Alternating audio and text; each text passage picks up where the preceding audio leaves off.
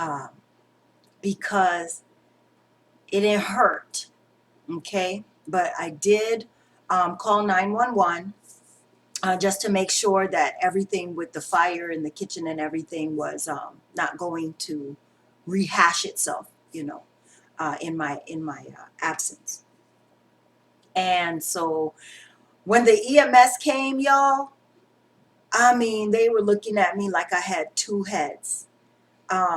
At this time, I was in a very interesting place with the Lord where I was praying a lot and I was fasting a lot and I was just seeking God's face very fervently at this particular point in time when I got burned.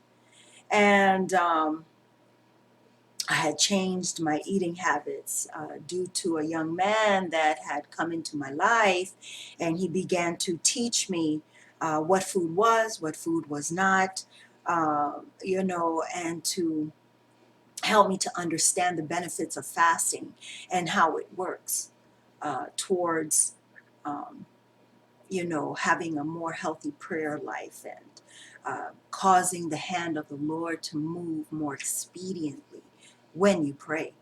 And, the lady was trying to get me to go into, the truck, and she was telling me that I'm very sick and I've been burned very badly, and I was like, lady, I don't know what you're talking about, but I'm gonna be okay. And I kept telling her, I'm gonna be all right. I got to go to work. And she was like, sister, you ain't gonna be working for a long time. But I didn't understand what she was telling me because I did not feel the pain like I should have been feeling pain. So that made her even more afraid because I was supposed to be in very great pain. And every time she asked me how much pain did I feel on a scale of 1 to 10, I would tell her like a 1 or maybe like a 2. And she had thought the burn had went through my nerves, okay? And that the oil was burning my arm off. And so she pleaded with me and she begged me to call my boss to take off. And she even spoke with my boss and said, she's not going to be to work for a few weeks. And I didn't really understand what she was saying. So I went with her in the EMS truck and everything, y'all. And she took me to the trauma unit, okay,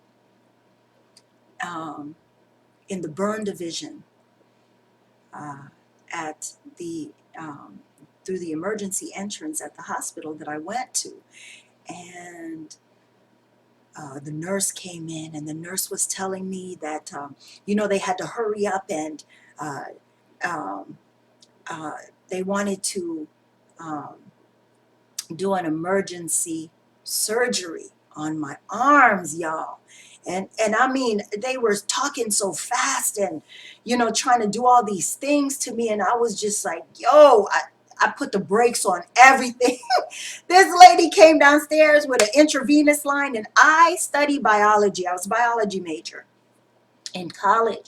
So I knew that they put sugar water in these IV lines, and I had just changed my sugar intake and everything, and I stopped eating regular sugar and I started eating honey and good sugars like maple syrup and stuff like that, y'all. And I was just like, yo, hold up. To everybody, I said, stop, stop, stop, stop what you're doing. And I made everybody leave that room. I told that lady I do not need an intravenous line. I told her, just bandage me up. I said I do not want her to put her saltine water on my arms. I don't want any of that. I said, just bandage me up and I'm leaving, because I did not understand that, but I did understand at that time that I was very, very close to God. And I just knew in my heart, y'all, that he was going to get that thing right and everything was going to be okay. I was afraid of the things that they were saying, because she was saying that my arms would fall off in the middle of the night, and she's seen it happen, where oil will eat through your bones and your arms will be on the floor in the morning. So I went in the bathroom and I called Brother Paul and I told him, what these people were saying. And he said, yes, God, don't you believe them? Because our God is able to heal you. And he has made it so that your adrenaline is causing you not to feel the type of pain that you're supposed to be feeling. And I said, Paul, how do you know? He said, because I know God. And I mean, his words, y'all, strengthened me so great at that second. And I said, Lord, I trust you. And I went back into the hospital room. I never left the hospital room because you know how they have the bathrooms and everything, you know, in the room. So I came out of the bathroom, and the nurse, she was there waiting for me to come out, y'all. And she went up to the ER while I was in that bathroom, and when I kicked her out, and she went and she got some distilled clean water from the ER for me. And she said, this is not saline solution, miss. She said, this is distilled water that we use when we are performing surgery. She said, I will clean your wound and I will bandage you up as you asked. She said, but this thing is going to get worse before it gets better. She said, you're going to get a humongous boil that's going to fill up with water, and it's going to overtake your entire arm. I didn't know what she was saying. I'm just like, whatever, lady, whatever. I don't know what you're talking about, but whatever you're saying. And then she called the doctor in because she had went and told on me. And the doctor came in and he said, come back and see me on Tuesday. I think this had happened on like a Tuesday or like a Sunday or something like that. And he had made an appointment for me to come back and see him like a week later or something like that. Okay. And I had Brother Paul help me through this situation because we were treating my arms with nothing but aloe vera and a food grade hydrogen peroxide. Okay. And then I would re-gauze my arms. Okay. And I was doing everything. I was cooking, I was cleaning. It was a little difficult for me to drive and everything, but you know, and the pain never came to its full extent except on that third day, y'all. Okay? The very next day, my arms bubbled up. I mean, y'all, there was a humongous boil on my arm, at least this big off my arm. Okay? And it filled up with liquid. It was completely full of liquid. And on the third day, towards the middle of the night, there was a sharp pain that woke me out of my sleep. And y'all, my arms were hurting so bad that I felt like crying. I wanted to cry from the pain. And I began to pray and I said, Lord, I said, I cannot endure this kind of pain, Father, because you know I don't like pain. And y'all, immediately there was a cold, freezing coldness that came in the water in my boils. And as I moved, you know, from the right into the left, because I was sleeping on the couch because I didn't want to make a mistake laying down and bust those boils. So I was sleeping on the couch and I would sleep with my arm like this. You know, I would sleep with this arm up because it was this part of my arm. that had been burned. And then it was the outer portion of this arm, so I would sleep with this arm down and this arm up on the chair.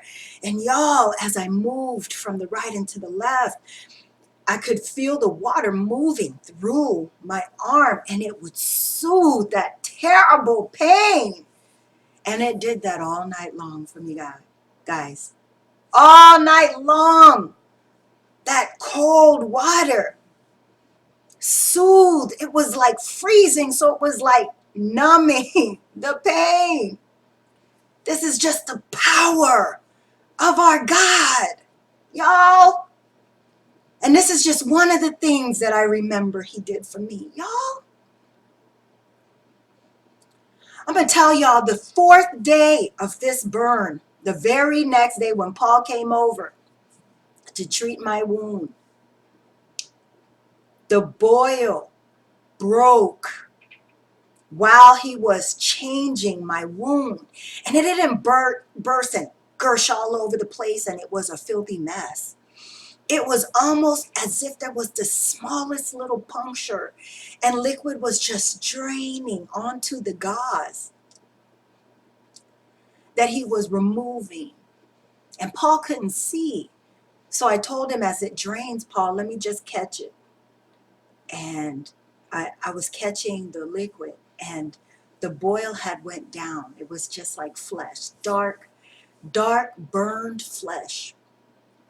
And he treated it as usual with the spray bottle of food grade hydrogen peroxide and, you know, the aloe vera. And then we bandaged it up again. On the sixth day, when he took the bandage off, y'all, that wound felt like no, it was the fifth day. On the fifth day, when he took off the gauze, I felt like I could not put anything else on this wound, okay? It was like my skin was telling me, please do not put anything on me, okay? So I didn't put nothing on my wound that fifth day. I treated the wound like we usually did, but I let that wound breathe. And on the sixth day, it had turned into a crust overnight. And the crust had began to, it was like, I don't know, y'all, it was like crumbling off of my flesh. It was just like crumbling itself off, okay? And on that sixth day, by the end of the evening, that entire portion of my left and my right arm was completely white, like the inside of my hand, okay? It was white flesh, open flesh, y'all.